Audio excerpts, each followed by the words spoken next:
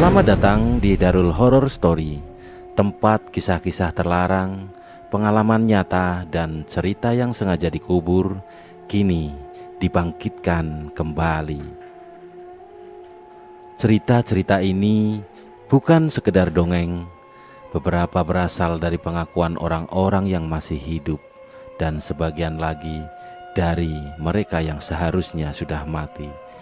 Jika kamu mendengar bisikan aneh atau merasakan sesuatu di belakangmu, jangan menoleh, karena bisa jadi mereka juga sedang mendengarkan. Ini adalah Darul Horror Story.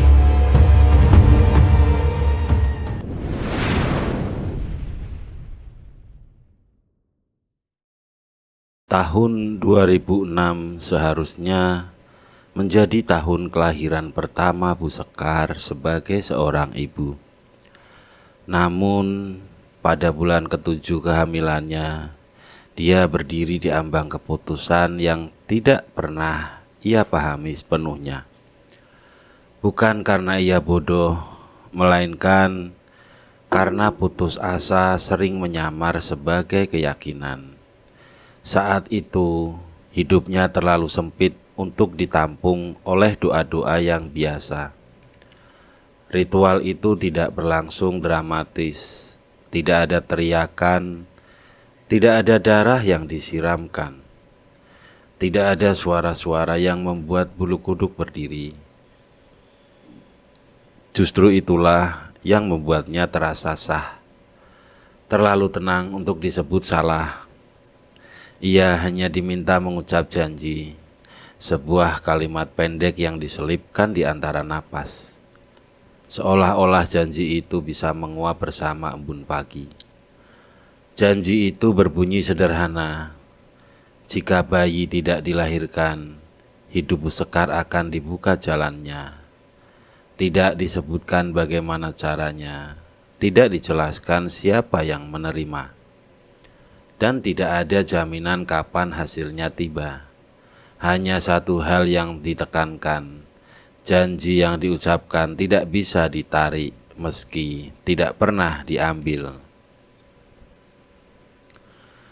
Takdir rupanya memilih cara paling kejam untuk menertawakannya.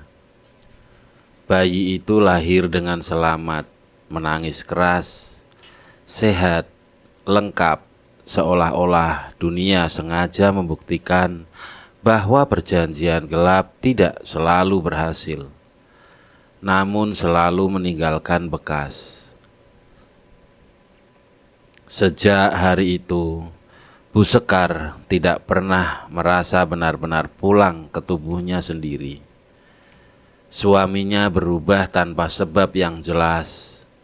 Ia mulai sering pulang larut malam, lalu tidak pulang sama sekali. Perselingkuhan pertama terbongkar tanpa air mata. Yang ada hanya rasa hampa, seperti seseorang mencabut kabel dari dinding dan membiarkan rumah tetap berdiri tanpa listrik. Setelah itu, perselingkuhan menjadi kebiasaan.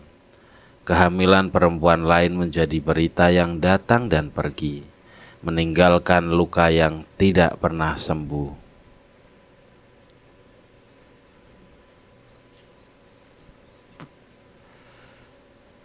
Tubuh Bu Sekar menjadi sasaran paling mudah. Setiap kemarahan suaminya seolah menemukan alamat tetap. Anehnya, setiap kali Bu Sekar mencoba melawan atau berdoa agar semua ini berhenti, keadaan justru memburuk, seakan-akan ada mekanisme yang tak terlihat memastikan semakin ia meminta ampun, semakin mahal harga yang harus ia bayar. Anaknya tumbuh menjadi bocah yang pendiam, terlalu tenang untuk usianya. Tatapannya sering kosong, bukan karena bodoh, melainkan seperti seseorang yang sedang mendengarkan sesuatu yang tidak bisa didengar oleh orang lain. Bu Sekar sering mendapati anak itu menatapnya lama, lalu berkata kalimat-kalimat aneh yang tidak pernah ia ajarkan. Kata ibu, "Janji itu tidak diambil," ucap anak itu suatu malam tanpa menatap wajahnya. Bu Sekar membeku. Ia tidak pernah menceritakan ritual itu pada siapapun, bahkan pada dirinya sendiri. Ia menyebutnya sebagai kesalahan kecil yang tidak jadi apa-apa. Tahun-tahun berlalu dan penderitaan tidak pernah benar-benar meningkat. Ia hanya menjadi konsisten. Itulah yang paling melelahkan. Tidak ada puncak yang bisa ditangisi. Tidak ada dasar yang bisa dijadikan alasan untuk menyerah. Hidupnya menjadi rangkaian hari yang sama, luka, diam, lalu ulang.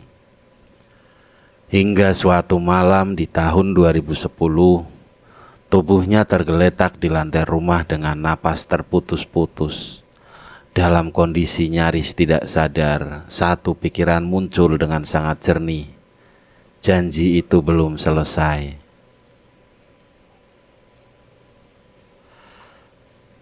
Bukan karena gagal, melainkan karena tidak pernah benar-benar dibayar. Ketika Bu Sekar akhirnya memutuskan pulang ke Cirebon, ia tidak sedang mencari keselamatan. Ia sedang mencari penutup. Tanpa ia sadari, langkah itu bukan menjauhkannya dari perjanjian lama, melainkan membawanya tepat ke pusatnya. Dan di sanalah sebuah jalan lain sudah menunggu, bukan untuk membatalkan dosa, melainkan untuk mengarahkannya. Kepulangan Bu Sekar ke Cirebon tidak disambut apapun selain bau rumah lama yang tak pernah benar-benar hilang. Kayu-kayu tua masih menyimpan dengus napas masa lalu, dan dindingnya terasa terlalu dekat, seolah rumah itu ikut mengingat setiap kesalahan yang pernah terjadi di dalamnya. Anak itu berdiri di ambang pintu, menatap tanpa bertanya. Tidak ada rindu yang berlebihan, tidak juga penolakan, hanya penerimaan yang dingin. Bu Sekar sering berpikir anak itu tidak pernah meminta untuk lahir. Pikiran itu datang bukan sebagai rasa bersalah, melainkan sebagai kesimpulan yang terlalu tenang. Ia membaringkan anaknya di kamar kecil di belakang, kamar yang dulu jarang dipakai. Malam pertama mereka di rumah itu dilalui tanpa percakapan panjang. Namun, justru disitulah keanehan mulai terasa. Anak itu tidak menangis saat malam. Ia tidak memanggil ibunya. Ia hanya duduk di tepi ranjang, menatap sudut ruangan yang selalu sama. Bu Sekar beberapa kali terbangun karena merasa diperhatikan, lalu mendapati anaknya sudah berdiri di samping ranjang, memandang wajahnya dari jarak yang terlalu dekat. "Ibu mimpi lagi," kata anak itu suatu kali datar. Bu Sekar tersentak. "Kamu tahu dari mana?" "Kata yang dulu," jawabnya, "yang ibu ucapkan sebelum aku ada." Sejak saat itu, tidur Bu Sekar tak pernah utuh. Setiap terlelap, ia bermimpi tentang potongan kejadian yang tidak pernah ia ingat secara lengkap. Bukan gambaran ritual, melainkan konsekuensinya.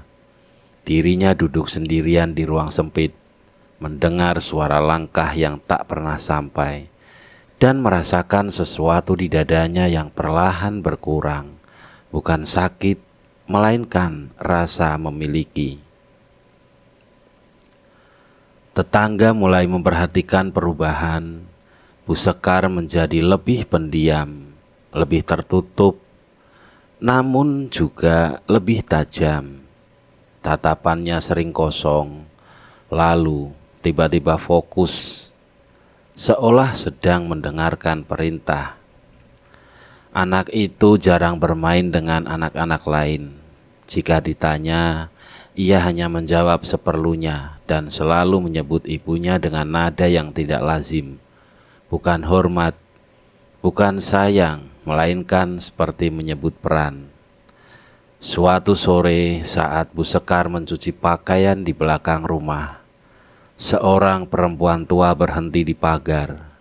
Pakaiannya sederhana, rambutnya disanggul rapi, matanya tajam namun tidak mengancam. Ia tidak langsung menyapa, ia hanya berdiri, memperhatikan, seolah menilai sesuatu yang tak kasat mata. Anak itu tidak seharusnya diam, kata perempuan itu akhirnya. Bu Sekar menoleh cepat. Maksudnya? Perempuan itu tersenyum tipis. Anak yang lahir dari janji yang tak diambil biasanya membawa suara. Jantung Bu Sekar berdegup keras. Siapa kamu? Aku hanya orang yang tahu cara membaca sisa-sisa, jawabnya tenang. Panggil saja aku Nyai. Nama itu tidak asing, meski Bu Sekar yakin belum pernah mendengarnya langsung. Ada rasa dingin menjalar di tengkuknya, bukan karena takut, melainkan karena dikenali. Nyai melirik ke arah rumah, tepat ke kamar tempat anak itu berada. Ia bukan beban, lanjut Nyai, tapi ia bukti. Bu Sekar mengepalkan tangan. Aku tidak minta ini. Nyai mengangguk pelan. Itulah masalahnya. Sejak pertemuan itu, Nyai sering muncul tanpa diundang. Tidak pernah masuk rumah, selalu berhenti di batas yang sama. Ia tidak memberi solusi, tidak menawarkan keselamatan. Ia hanya bertanya, dan setiap pertanyaan terasa seperti membuka lapisan baru dari kesadaran Bu Sekar. Apakah kamu ingin suamimu berhenti? Apakah kamu ingin hidupmu kembali? Atau apakah kamu ingin seseorang membayar atau hanya ingin berhenti membayar?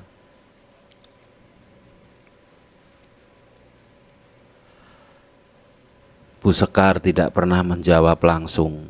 Namun setiap kali ia pulang dari bertemu Nyai, sesuatu di rumah berubah. Suaminya menelepon dengan nada lebih kasar. Tubuh Bu Sekar kembali menerima luka-luka yang datang tanpa pola. Anehnya, anak itu tidak pernah menangis melihatnya. Ia hanya menatap lalu berkata pelan, masih belum cukup. Pada suatu malam, Bu Sekar memberanikan diri bertanya, cukup untuk apa? Anak itu menoleh. Matanya gelap namun jernih.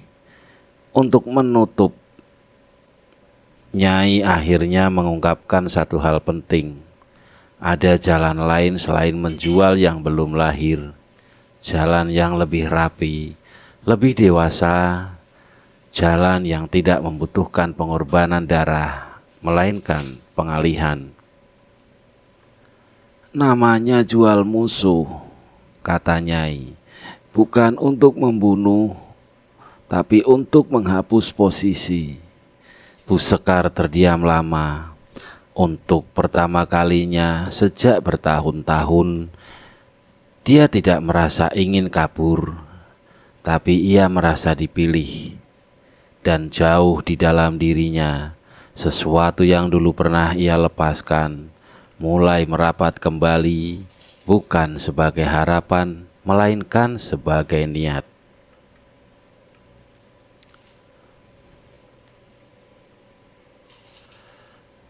Suami Bu Sekar tidak pernah merasa dirinya berubah. Itulah yang paling berbahaya. Setiap kekerasan selalu ia bungkus dengan alasan lelah bekerja. tekanan hidup, kesalahan yang tidak pernah jelas sumbernya.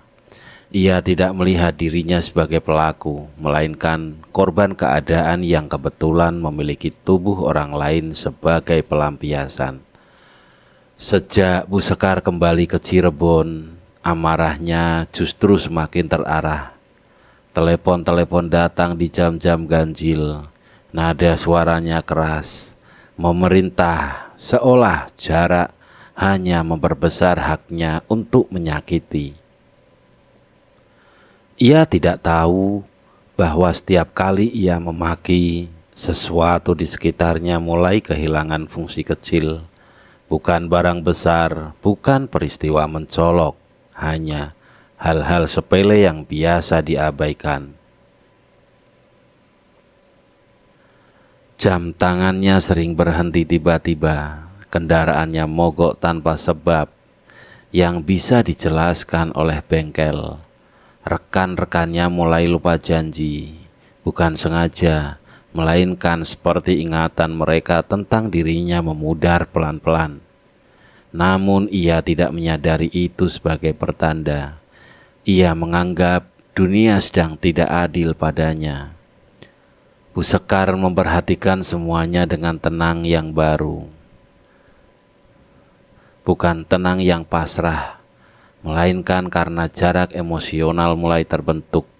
Setiap kali suaminya mengamuk lewat telepon, ia tidak lagi gemetar. Ia hanya mencatat nada, kata-kata, pola, seolah ia sedang mempelajari musuh sebelum memilih cara menghadapi.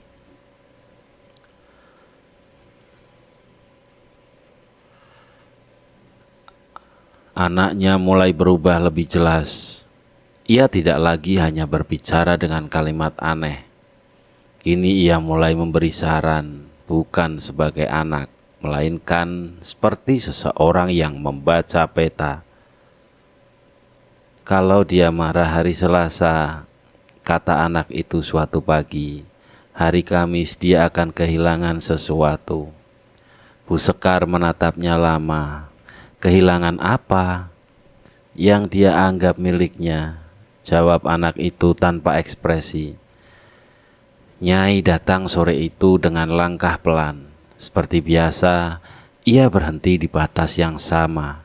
Tatapannya kini lebih serius, seolah fase pengamatan telah selesai. Kamu sudah mulai menjauh, kata Nyai. Itu syarat yang pertama. Menjauh dari apa? Tanya Bu Sekar. Dari peran korban, jawabnya. Ritual jual musuh tidak bekerja pada orang yang masih ingin dikasihani. Nyai menjelaskan tanpa bahasa indah. Ritual itu bukan pemanggilan, bukan permintaan. Ia lebih mirip pengalihan posisi. Musuh tidak dihilangkan, melainkan dipindahkan dari pusat hidup orang lain. Semakin keras ia merasa berkuasa, semakin cepat ia tergeser. Dan tumbalnya? Tanya Bu Sekar pelan. Bukan nyawa, jawab Nyai, melainkan jejak. Bu Sekar tidak langsung mengerti, tapi tubuhnya bereaksi lebih cepat dari pikirannya. Ia merasakan sensasi aneh, seperti berdiri terlalu lama di tempat yang salah. Lalu akhirnya bergeser setengah ke langkah posisi yang benar. Malam itu suaminya menelepon lagi. Amarahnya lebih kasar dari biasanya. Ia menuduh, memaki, mengingatkan siapa yang memberi makan, siapa Bu Sekar. Mendengarkan sampai selesai, lalu menjawab dengan satu kalimat pendek. Aku sudah dengar. Itu saja. Di seberang sana suaminya terdiam, bukan karena sadar, melainkan karena ada jeda yang tidak ia rencanakan. Untuk pertama kalinya ia merasa kata-katanya tidak mendarat.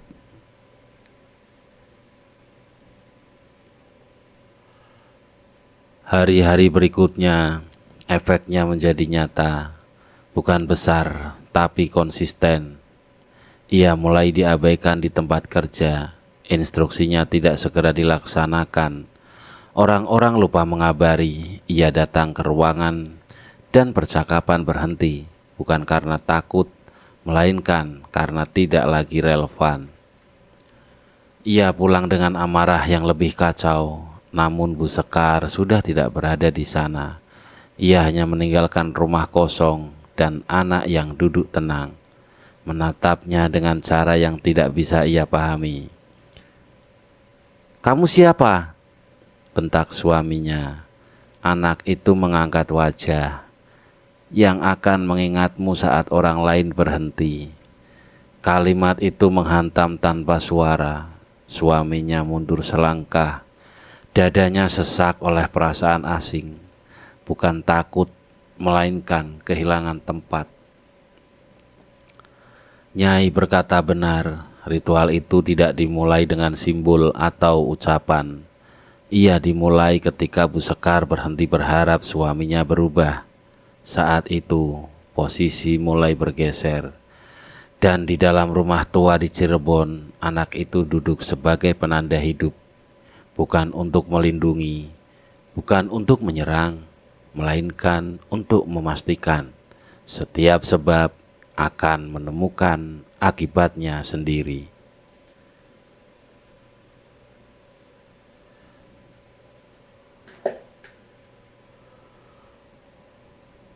Bu Sekar memahami bahwa ritual jual musuh tidak pernah benar-benar dimulai pada satu malam tertentu. Ia tidak memiliki penanda waktu yang jelas.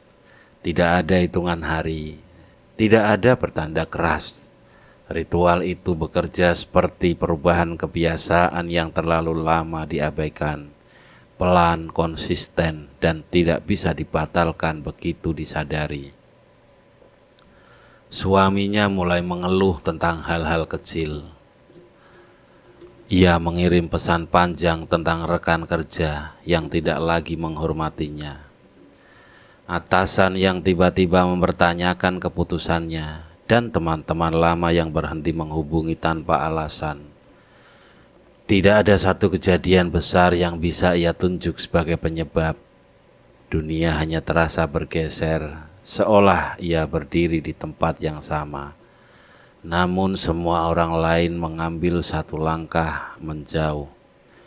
Bu Sekar membaca pesan-pesan itu tanpa emosi.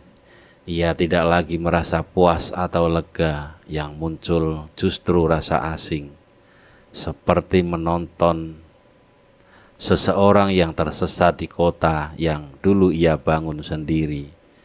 Nyai pernah berkata, musuh yang dijual tidak kehilangan hidupnya, ia hanya kehilangan pusat gravitasi. Anak itu kini jarang berbicara, namun setiap ucapannya terasa lebih berat. Ia duduk berjam-jam di sudut ruangan, menyusun potongan kayu kecil menjadi pola yang tidak pernah sama.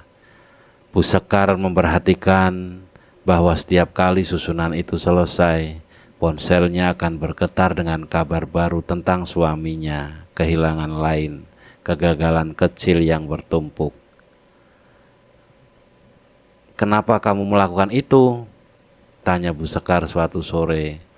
Anak itu tidak menoleh. "Supaya seimbang." "Apa yang seimbang?" "Yang dulu ia lepaskan," jawabnya, "dan yang sekarang dikembalikan." Nyai datang malam itu dengan wajah lebih pucat dari biasanya. Ia duduk di kursi bambu di teras, tidak lagi berdiri di batas. "Itu saja sudah menjadi tanda bahwa fase baru telah dimulai. Kamu mulai membayar," kata Nyai tanpa basa-basi.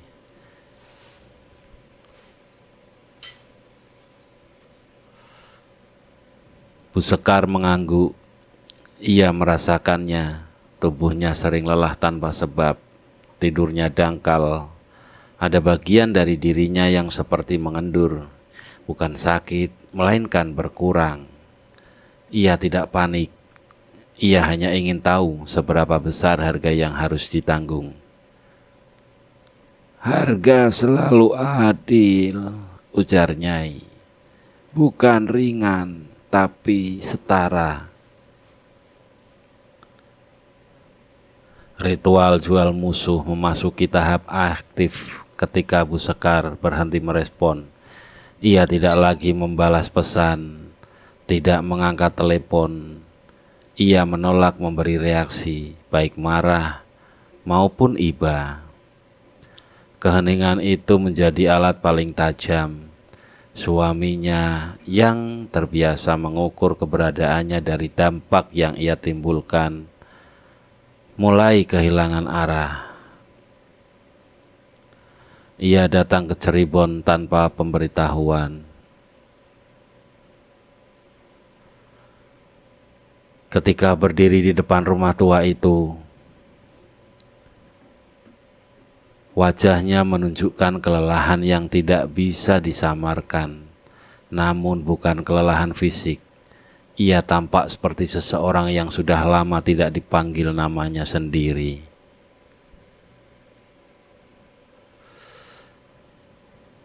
Kamu sengaja, katanya begitu melihat Bu Sekar. Kamu bikin semua ini. Bu Sekar menatap tenang. Untuk pertama kalinya ia melihat pria itu tanpa sejarah, tanpa rasa takut, tanpa harapan. Hanya seorang manusia yang kehilangan pijakan. Aku tidak melakukan apa-apa, jawab Bu Sekar jujur. Suaminya tertawa pendek, nyaris putus asa. Kamu pikir aku bodoh? Semua orang menjauh, semua gagal. Ini pasti ulahmu. Anak itu muncul di ambang pintu. Ia menatap ayahnya dengan rasa ingin tahu yang dingin.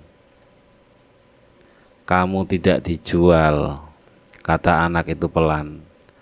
Tapi kamu dilepas. Kalimat itu menghentikan segalanya. Suaminya menoleh, hendak membentak, namun kata-katanya tidak keluar. Ada rasa sesak yang tidak bisa ia jelaskan, bukan di dada, melainkan di kesadarannya.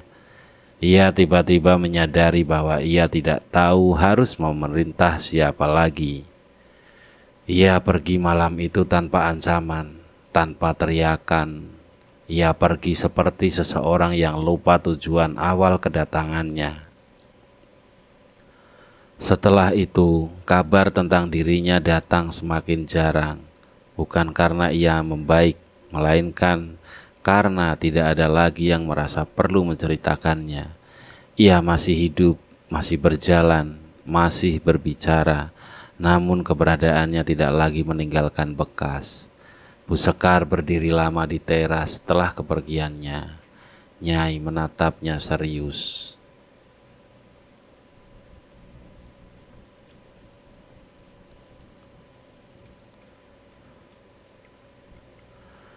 Jangan salah, kata Nyai. Ini bukan kemenangan. Bu Sekar mengangguk. Ia merasakan berat di dadanya bertambah.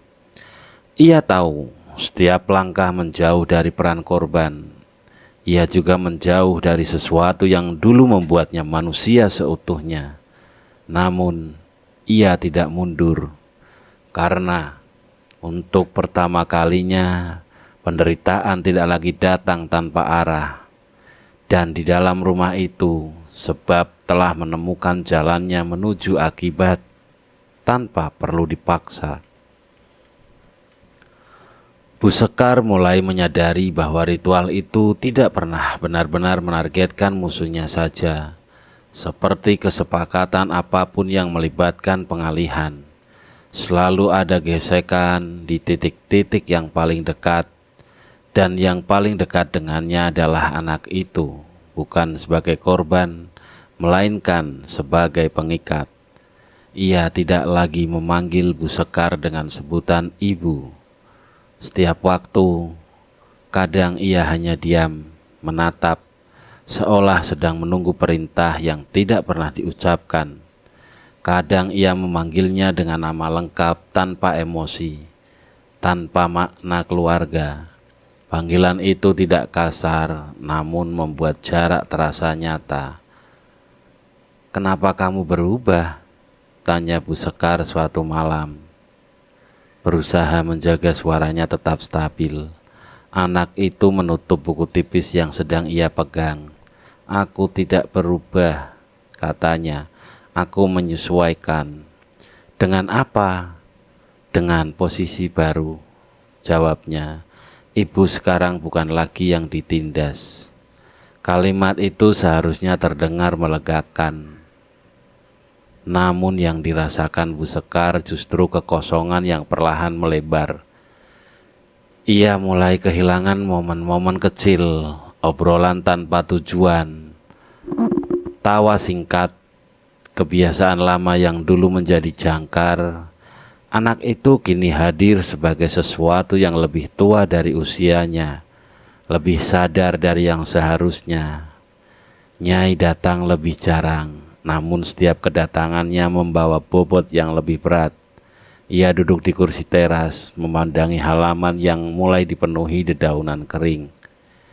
"Kamu sudah hampir melewati batas," kata Nyai tanpa melihat Bu Sekar. "Batas apa?" tanya Bu Sekar. "Batas antara keadilan dan pengosongan," jawab Nyai. "Jika kamu terus berjalan tanpa berhenti, yang tersisa bukan ketenangan, melainkan kehampaan yang permanen." Bu Sekar menelan ludah. "Aku tidak ingin kembali." "Tidak ada yang meminta kamu kembali," kata Nyai. "Tapi kamu harus tahu kapan cukup." Sementara itu suaminya semakin jarang muncul dalam cerita orang-orang. Namanya masih ada di kartu identitas, namun tidak lagi disebut dalam percakapan. Di tempat kerja posisinya digantikan tanpa konflik. Di lingkaran pertemanan keberadaannya menguap begitu saja. Ia menjadi seseorang yang pernah ada, bukan masih diperhitungkan. Ironisnya, justru saat itulah ia mulai mencari anaknya. Ia datang lagi ke rumah, kali ini tanpa kemarahan. Wajahnya tampak kusut, suaranya kehilangan nada perintah.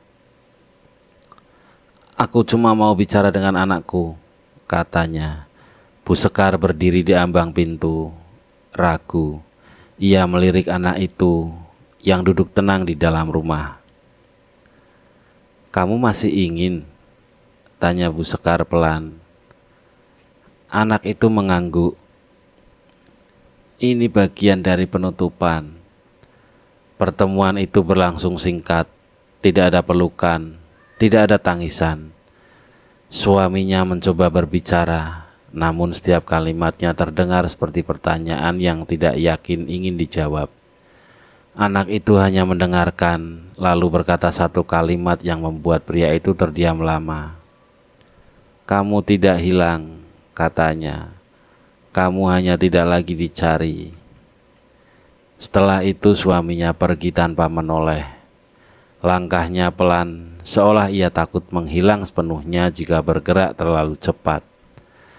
Malam itu, Bu Sekar merasakan sesuatu yang berbeda. Bukan rasa sakit, melainkan penyusutan. Ingatan-ingatan tertentu terasa jauh, bukan buruk, bukan baik, hanya tidak lagi relevan. Ia menyadari bahwa ritual mulai mengambil bagian yang lebih halus, keterikatan. Ia mendapati dirinya duduk lama di ruang tengah, menatap anaknya dengan perasaan campur aduk. Ada bangga, ada takut, dan ada kesadaran yang menyesakkan. Anak itu tidak akan selamanya menjadi miliknya. "Kau marah sama ibu?" tanya Bu Sekar akhirnya. Anak itu menggeleng. "Aku hanya tidak bisa berhenti." "Berhenti apa?" "Menjadi saksi," jawabnya. dan saksi selalu sendirian. Nyai datang keesokan paginya lebih awal. Wajahnya serius. "Jika kamu teruskan sampai akhir," kata Nyai, "kamu akan selamat." "Dan anakku?" Nyai terdiam lama sebelum menjawab. "Ia akan tumbuh, tapi tidak seperti yang kamu bayangkan." Bu Sekar menutup mata. Untuk pertama kalinya sejak ritual itu berjalan, ia merasakan ketakutan yang murni. Bukan takut disakiti, melainkan takut kehilangan arah yang baru saja ia temukan. Namun ia juga tahu menghentikan sekarang berarti membiarkan semua sebab menggantung tanpa akibat. Dan itulah hutang yang tidak sanggup ia pikul lagi.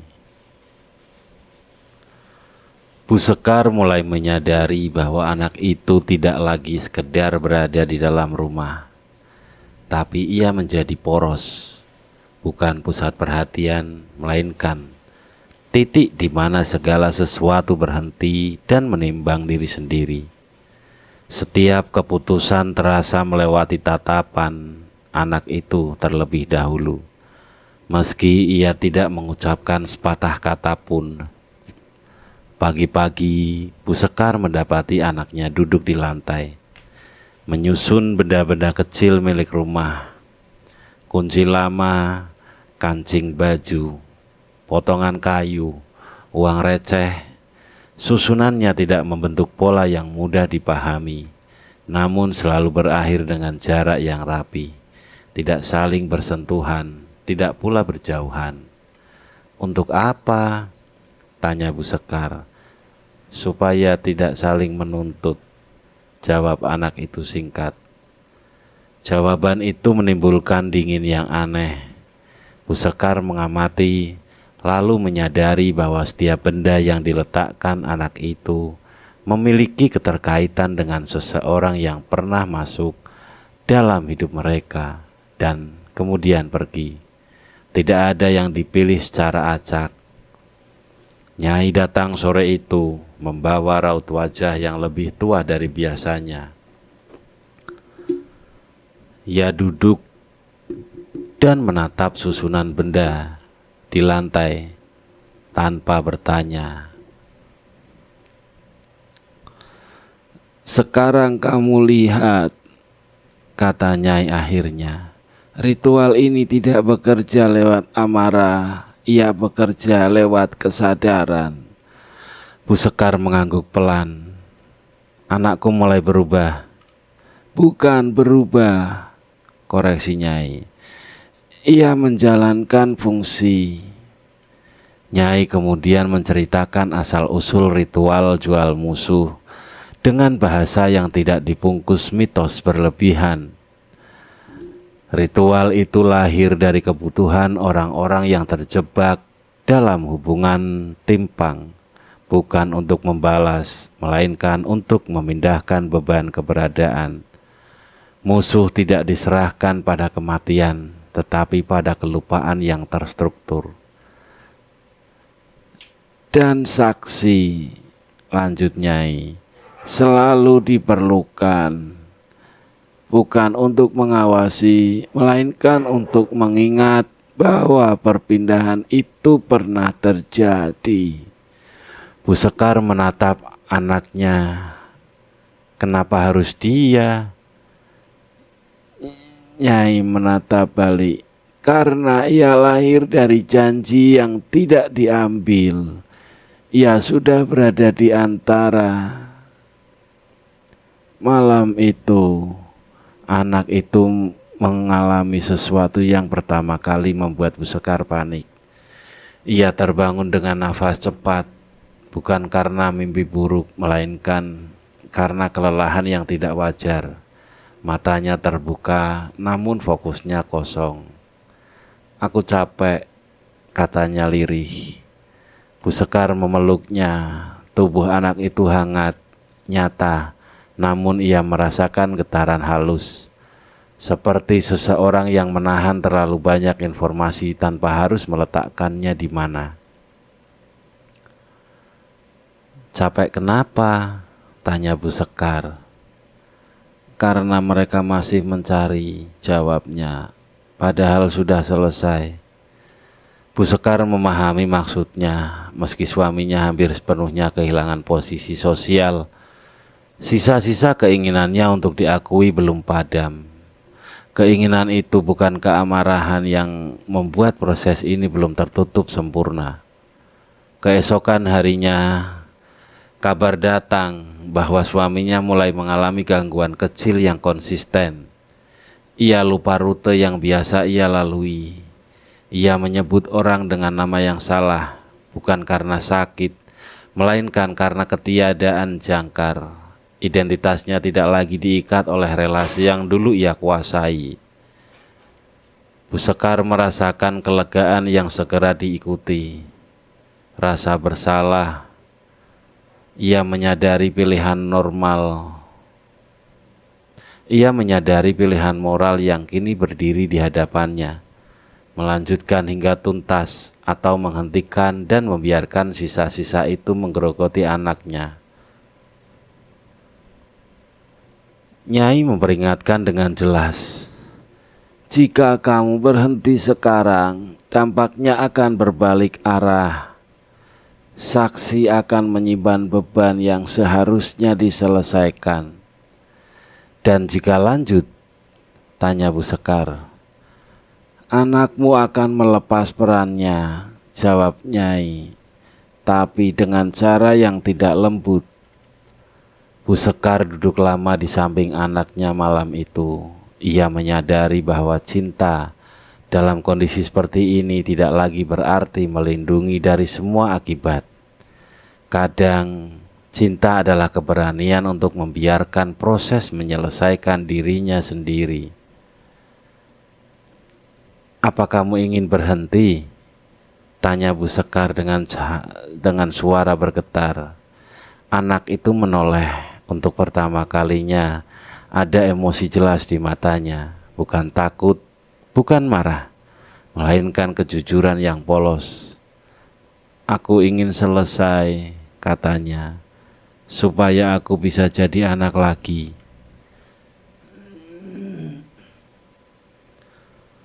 Kalimat itu menutup perdebatan di kepala Bu Sekar. Ia memeluk anaknya erat-erat, menyadari bahwa setiap langkah selanjutnya akan meninggalkan bekas, entah pada dirinya, entah pada ingatan yang akan dijelaskan. Ia menatap keluar jendela, kegelapan yang tenang, dan mengangguk pada dirinya sendiri. Ritual akan dilanjutkan, bukan demi balas dendam, melainkan demi penutupan yang utuh. Dan sejak malam itu, Bu Sekar tahu akibat terakhir tidak akan memilih jalan yang mudah. Penutupan tidak pernah datang sebagai ledakan. Ia hadir seperti kelelahan yang akhirnya diakui. Bu Sekar merasakannya sejak pagi. Udara terasa datar, suara-suara di sekitar rumah tidak lagi berlapis makna. Bahkan langkah anak itu terdengar lebih ringan, seolah beban yang selama ini menempel di punggungnya mulai mencari tempat lain. Nyai datang sebelum matahari condong. Wajahnya tenang, tapi sorot matanya menandakan bahwa ini bukan kunjungan biasa. Ia tidak duduk. Ia berdiri menghadap Bu Sekar, menjaga jarak yang sopan namun tegas. Ini tahap terakhir, katanya. Setelah ini tidak ada pengulangan. Bu Sekar mengangguk. Apa yang harus aku lakukan? Tidak banyak. Kamu hanya perlu hadir sepenuhnya, tanpa berharap dan tanpa menolak. Anak itu duduk di tengah ruangan, tidak menyusun apapun, tangannya kosong. Matanya tidak lagi mencari sudut-sudut yang dulu selalu ia perhatikan. Bu Sekar melihat perubahan itu dengan perasaan campur aduk, lega sekaligus takut. Suaminya datang sore itu tanpa pesan, tanpa rencana, ia tampak lebih kurus, bukan karena sakit, melainkan karena kehilangan bobot sosial yang selama ini menopangnya. Cara berdirinya ragu, seolah lantai tidak lagi memberi kepastian. "Aku mau bicara," katanya pelan. Tidak ada nada memerintah. Bu Sekar tidak menghalangi, ia membuka pintu lebar-lebar. Untuk pertama kalinya pria itu masuk ke rumah tanpa merasa memiliki. Percakapan mereka singkat dan canggung. Ia berbicara tentang hal-hal yang tidak penting, pekerjaan lama, orang-orang yang dulu ia kenal, rencana yang tidak jelas. Setiap kalimatnya seperti mencoba mengikat kembali sesuatu yang sudah terlepas. "Aku merasa semua orang salah paham," katanya akhirnya, "seolah aku ini tidak penting." Bu Sekar menatapnya tanpa kebencian. "Kamu tidak salah paham," katanya pelan. "Kamu hanya terlambat menyadari." Anak itu berdiri, langkahnya mantap, namun wajahnya tenang. Ia menatap ayahnya lama, bukan dengan dendam, melainkan dengan rasa ingin tahu terakhir. "Kamu ingat aku?" tanyanya. Pria itu mengangguk cepat. "Tentu, kamu anakku." Anak itu menghela napas kecil. Itu saja yang tersisa. Kalimat itu bukan ancaman, ia lebih mirip penegasan administratif, penutup berkas yang sudah lama terbuka. Wajah pria itu berubah bukan karena marah, melainkan karena pengakuan yang terlambat. Hubungan yang selama ini ia anggap otomatis ternyata rapuh sejak awal. Setelah itu tidak ada lagi yang perlu dikatakan. Ia pergi tanpa berpamitan. Langkahnya pelan namun stabil. Bu Sekar memperhatikan punggungnya menghilang di tikungan jalan dan merasakan sesuatu di dadanya mengendur. Bukan puas, bukan lega, melainkan selesai. Malam turun dengan tenang yang asing. Anak itu duduk di samping Bu Sekar, bersandar ringan. Untuk pertama kalinya sejak lama ia terlihat sesuai usianya. "Apakah sudah selesai?" tanya anak itu. "Belum sepenuhnya," jawab Bu Sekar jujur. "Masih ada satu hal." Nyai muncul di ambang pintu, tidak melangkah masuk. "Yang terakhir adalah pelepasan saksi," katanya. Bu Sekar menelan ludah. "Bagaimana caranya?" "Dengan membiarkan ia melupakan. Bukan kamu yang melupakan." Anak itu menoleh, matanya tenang. "Aku siap." Nyai menjelaskan bahwa ingatan anak itu tentang proses, tentang peran, tentang posisi di antara akan memudar, bukan hilang seketika, melainkan menyusut hingga menjadi naluri biasa. Empati, kehati-hatian, bukan beban. "Harganya?" tanya Bu Sekar. "Kamu akan mengingat semuanya tanpa penyangga." Bu Sekar mengangguk.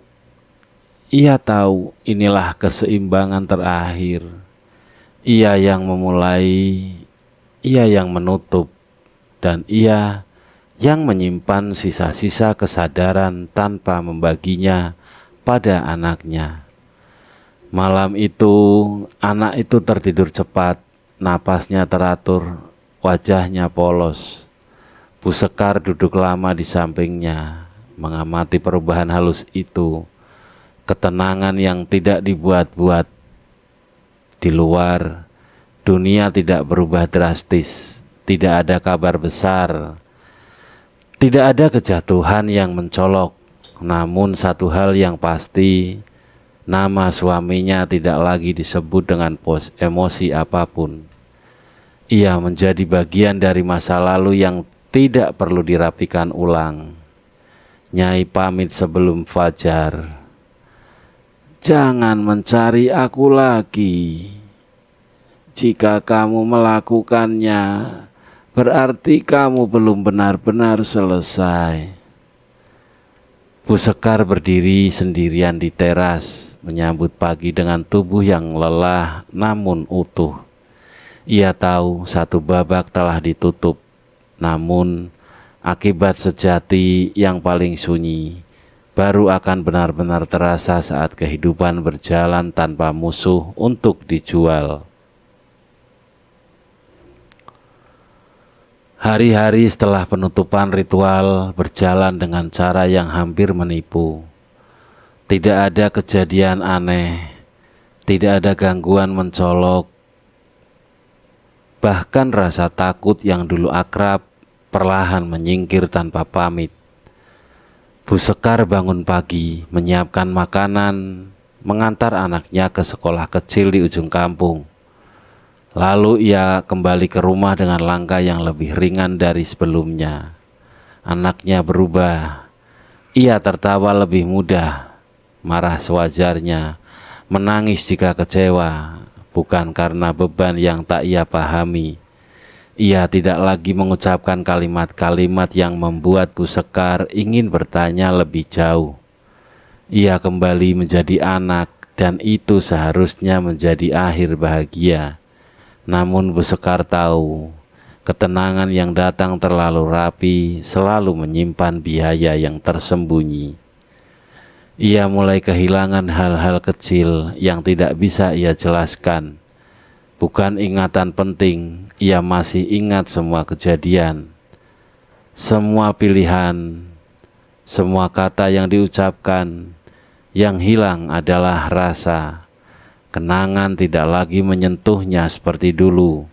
Saat mengingat masa kekerasan, ia tidak gemetar. Saat mengingat amarah, ia tidak lagi terluka. Semuanya datar, seolah-olah hidupnya kini hanya laporan tanpa emosi. Ia mencoba berbagai cerita dengan tetangga, namun kalimatnya berhenti di tengah jalan. Tidak ada dorongan untuk didengar, tidak ada keinginan untuk dimengerti.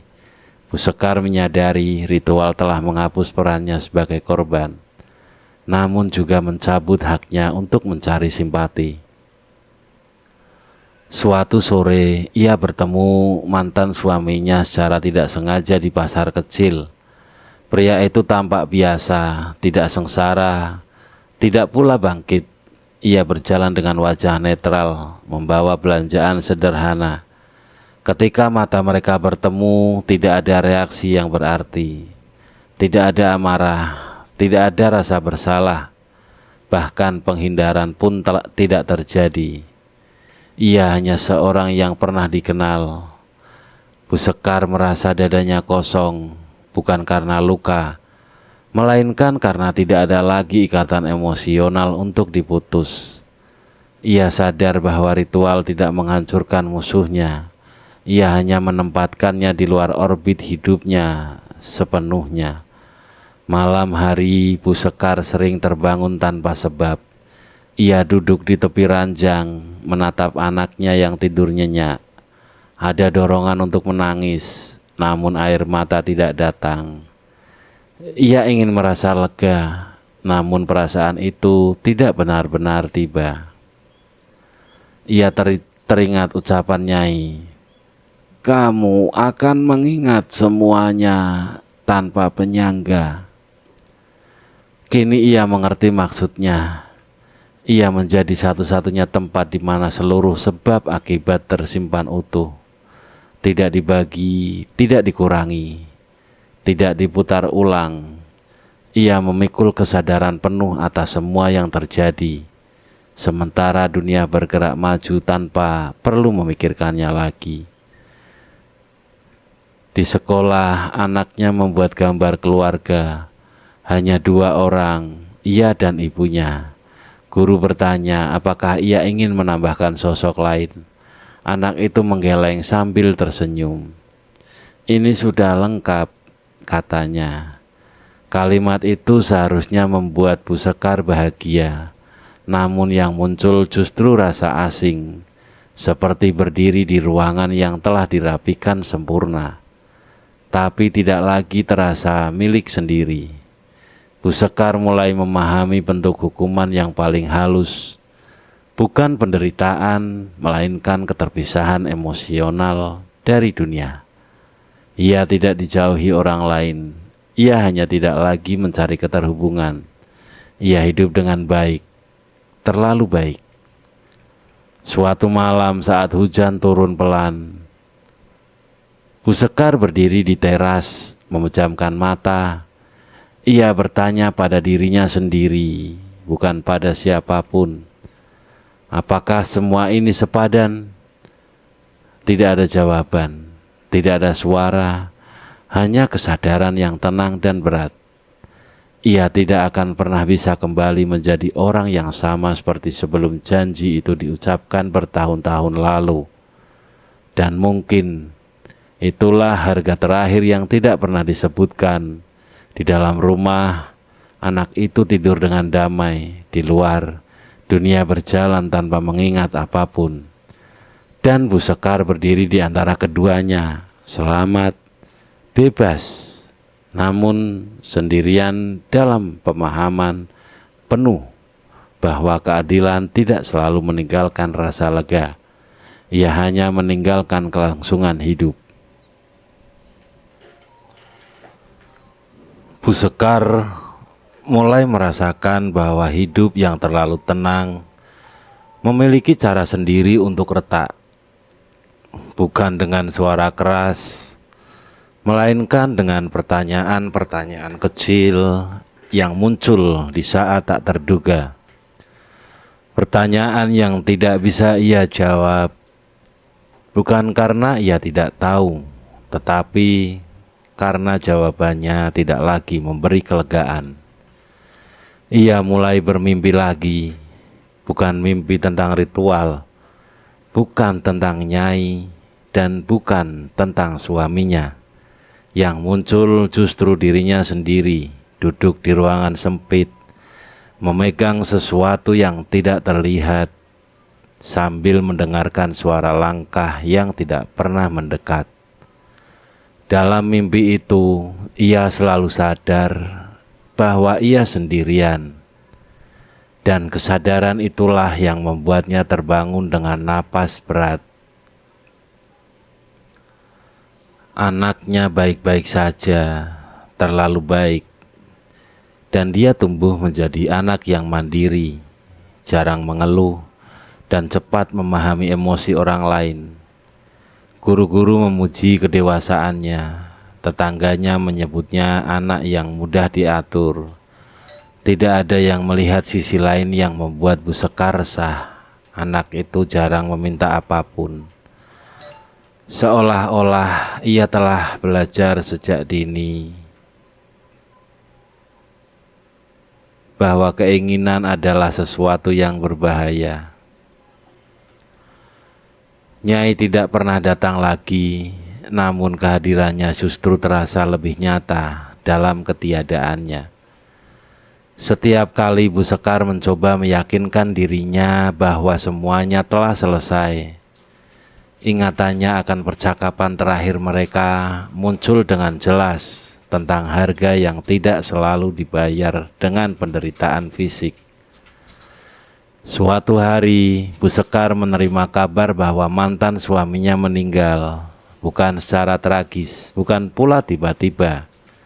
Ia sakit singkat, dirawat seadanya, dan pergi tanpa banyak orang yang benar-benar merasa kehilangan.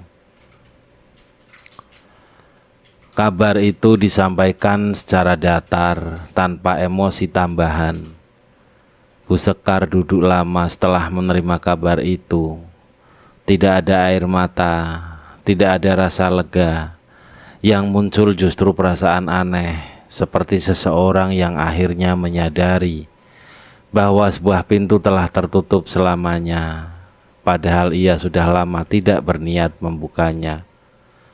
Malam itu, mimpi datang lebih jelas dari sebelumnya. Ia melihat dirinya berdiri di hadapan sosok yang tidak asing, namun juga tidak sepenuhnya dikenali. Bukan nyai, bukan siapapun yang bisa ia beri nama. Sosok itu tidak menuduh, tidak mengancam. Kamu sudah memindahkan semuanya, kata suara itu tenang. Sekarang giliranmu menampung. Apalagi yang harus kutanggung? Tanya Bu Sekar dalam mimpi. Kesadaran, jawab suara itu. Tanpa musuh. Ia terbangun dengan dada sesak. Untuk pertama kalinya sejak lama, ia menangis bukan karena sakit, melainkan karena akhirnya mengerti. Selama ini ritual telah memberinya struktur, ada sebab, ada akibat, ada arah. Kini ketika semua telah tertutup, yang tersisa hanyalah dirinya sendiri, tanpa kerangka untuk menyandarkan beban. Ia menyadari bahwa hukuman terakhir bukan kesepian fisik, melainkan tidak lagi memiliki sesuatu untuk disalahkan. Bu Sekar mulai berubah dalam cara yang halus. Ia menjadi lebih diam, bukan karena depresi, melainkan karena setiap kata terasa perlu dipertimbangkan ulang. Ia takut ucapannya akan menjadi sebab baru bagi akibat yang tidak ia kehendaki. Ia belajar menahan diri, bahkan dari keinginan yang wajar. Anaknya memperhatikan perubahan itu. Kenapa ibu kelihatan capek? Tanyanya suatu malam. Bu Sekar tersenyum tipis. Ibu hanya belajar diam. Anak itu mengangguk lalu berkata pelan, jangan terlalu lama. Diam juga bisa jadi beban. Kalimat itu menusuk lebih dalam dari yang Bu Sekar perkirakan. Dia menyadari ironi yang pahit. Anak yang telah dilepaskan dari peran saksi justru kini mampu melihat apa yang ia sendiri hindari. Bu Sekar duduk sendirian malam itu, menatap ruang yang tenang. Ia mengerti bahwa bab terakhir tidak akan berisi peristiwa besar. Tidak ada kejadian yang bisa disebut klimaks. Yang ada hanyalah keputusan paling sulit, apakah ia harus hidup dengan kesadaran penuh tanpa berbagi, atau berani mengaku bahwa ia juga membutuhkan pengampunan, meski tidak ada lagi yang menuntunnya. Di kejauhan malam terasa panjang, dan untuk pertama kalinya Bu Sekar tidak tahu bahwa ia ingin esok datang lebih cepat atau justru ingin menunda. Karena ia tahu akhir sesungguhnya bukan tentang apa yang hilang, melainkan tentang apa yang tetap tinggal bersamanya. Pagi datang tanpa pengumuman. Cahaya menembus jendela dengan cara yang sama seperti hari-hari sebelumnya. Tidak lebih ramah, tidak pula lebih kejam. Bu Sekar bangun, menyiapkan air hangat, menunggu anaknya selesai bersiap. Tidak ada perasaan istimewa yang menyertai hari itu, dan justru disitulah letak perubahannya. Ia telah berhenti menunggu tanda. Selama bertahun-tahun, hidupnya berjalan seperti rangkaian peringatan. Satu pilihan memanggil konsekuensi berikutnya.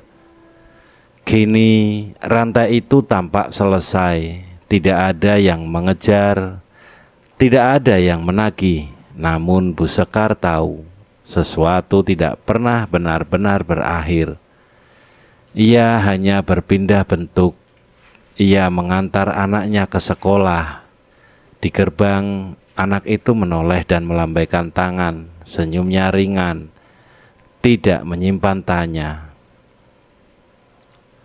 Bu Sekar membalas lambaian itu, dan untuk pertama kalinya sejak lama dadanya terasa hangat. Bukan karena bahagia, melainkan karena ia akhirnya mengizinkan dirinya merasakan sesuatu, walau kecil. Sepulangnya, Bu Sekar duduk sendirian di ruang tengah.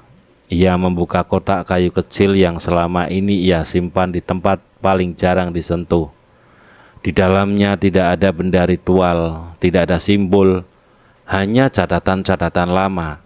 Potongan kertas berisi tanggal, nama, dan kalimat singkat yang ia tulis saat hidupnya masih dipenuhi ketakutan.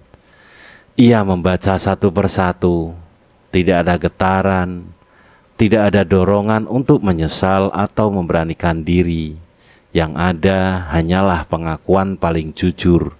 Semua itu pernah terjadi, dan ia adalah bagian dari setiap keputusan. Bu Sekar mengambil napas panjang. Ia menyalakan kompor lalu membakar catatan-catatan itu perlahan. Api kecil bekerja tanpa tergesa. Ia tidak mengucap doa, tidak meminta izin. Ia hanya menyaksikan kertas-kertas itu berubah menjadi abu dan membiarkannya dingin dengan sendirinya. Di saat itulah ia memahami perbedaan besar antara melarikan diri dan menutup lingkaran. Yang pertama selalu membutuhkan musuh. Yang kedua hanya membutuhkan keberanian untuk tinggal. Sore harinya Bu Sekar mengunjungi tempat Nyai pernah tinggal. Rumah itu kosong, tertutup rapat, tidak ada jejak yang mengundang. Ia tidak mencari Nyai, ia hanya ingin memastikan bahwa ia tidak lagi membutuhkan pintu keluar rahasia untuk bertahan hidup. Di depan rumah itu, Bu Sekar berdiri sebentar. Ia mengucapkan satu kalimat, pelan, tanpa saksi. Aku tidak akan menukar lagi. Tidak ada angin yang menjawab, tidak ada perubahan cahaya. Kalimat itu tidak dimaksudkan sebagai janji kepada siapapun selain dirinya sendiri. Malam turun dengan tenang. Anak itu pulang membawa cerita tentang sekolah. Bu Sekar mendengarkan, bertanya seperlunya, tertawa di tempat yang tepat, tidak berlebihan, tidak dipaksakan. Kehangatan itu sederhana, dan justru karena itu terasa rapuh namun nyata. Saat anaknya tertidur, Bu Sekar duduk di tepi ranjang. Ia menyadari sesuatu yang tidak pernah ia perkirakan sebelumnya. Hidup tanpa ancaman bukan berarti hidup tanpa tanggung jawab. Justru sebaliknya, tanpa tekanan dari luar, setiap pilihan menjadi murni miliknya. Dan itulah hukuman terakhir. Tidak ada lagi yang bisa ia salahkan. Tidak ada kekuatan gelap yang bisa ia tuduh. Jika ia keliru di masa depan, kesalahan itu tidak akan punya nama lain selain namanya sendiri. Bu Sekar mematikan lampu. Dalam gelap, ia tidak merasa takut. Ia merasa sadar. Ia tahu dunia tidak akan memberi penebusan. Tidak akan ada penghapusan dosa yang dramatis. Yang ada hanyalah hari-hari biasa, di mana ia harus memilih untuk tidak mengulangi pola lama, meski kesempatan selalu terbuka. Dan mungkin itulah keadilan yang paling jujur. Bukan penderitaan yang diwariskan, melainkan kesempatan untuk tidak mengulang kejahatan yang sama. Di rumah kecil itu, malam berlalu tanpa gangguan. Tidak ada yang datang, tidak ada yang pergi, hanya seorang perempuan yang akhirnya hidup tanpa utang kepada kegelapan, namun juga tanpa perlindungan darinya.